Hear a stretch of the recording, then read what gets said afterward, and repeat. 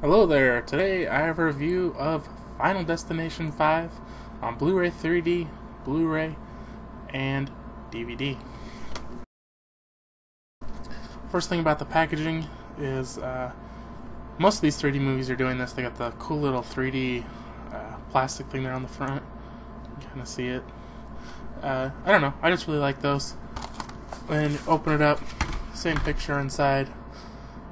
And let's see, no quotes from anybody on the movie.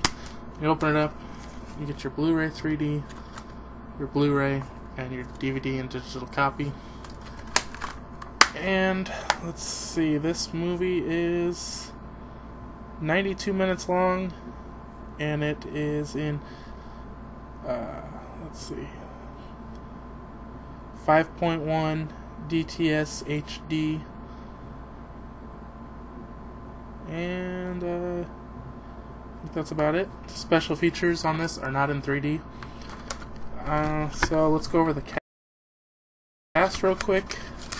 I don't really know very many of these people, if maybe one or two, but you got Nicholas D'Augusto, Emma Bell, Miles Fisher, Arlene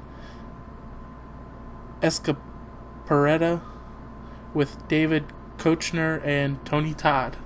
So that's basically the cast, and I really only know that one guy who was on The Office a little bit and the comebacks and stuff. And so let's talk about the plot. The plot, same as all the other Final Destination movies. One person gets a vision of a terrible accident that's going to kill everybody, and then they start living it, and they're like, oh crap, they got to get away, so they leave. And on this one, it's a bridge collapsing, and so they kind of get out of there, and then same as all the other ones, then death comes back for them. So you know this movie already. So next we'll talk about the picture quality. The picture quality of the 3D.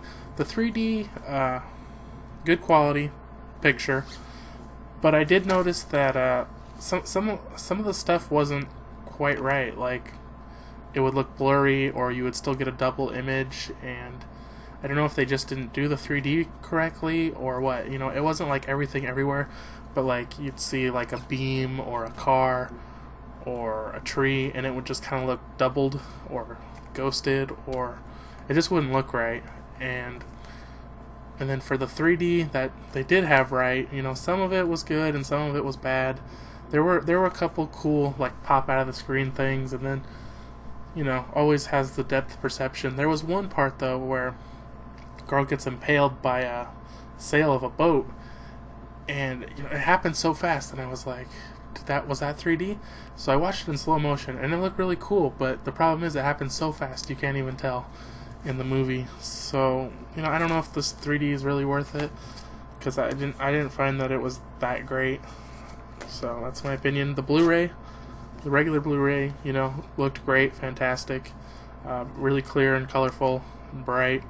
The DVD, I thought, had a really good picture. The only thing I noticed between the DVD and the Blu-ray was just the DVD wasn't as clear, and that's pretty much it. I mean, the DVD had a good picture on it. So let's go over the special features of this movie. You have the Circle of Death, which is just your basic behind the scenes of the movie, and you have alternate death scenes. Now the alternate death scenes, there were two of them, and one of them was in fact a different death, but they don't just start like, say, 5 seconds or 10 seconds before the change. They did the whole 10-minute scene over again just to show you 10 seconds difference, and it's like, what's the point of making it so long for just to see the one little difference? And then on the other one, I didn't even notice. It was the same. The death was the same. I don't understand what was alternate about it. And then you have two more, which I think were really good, and they're definitely worth watching. You have the collapsing bridge and the airplane crash. Now this was, they split the screen into two pictures, and one was the original video with them in front of green screens and all that before any of the special effects had been added, and then underneath it was at the same time with their color corrections and all their special effects added in, and you could really see exactly what they were doing and then everything they changed. And I thought that was really interesting. I really liked it. So basically, overall for this movie, I'm going to give it a score of 3. Now, this movie wasn't bad. I enjoyed it. I've already watched it 2.5 times in one weekend.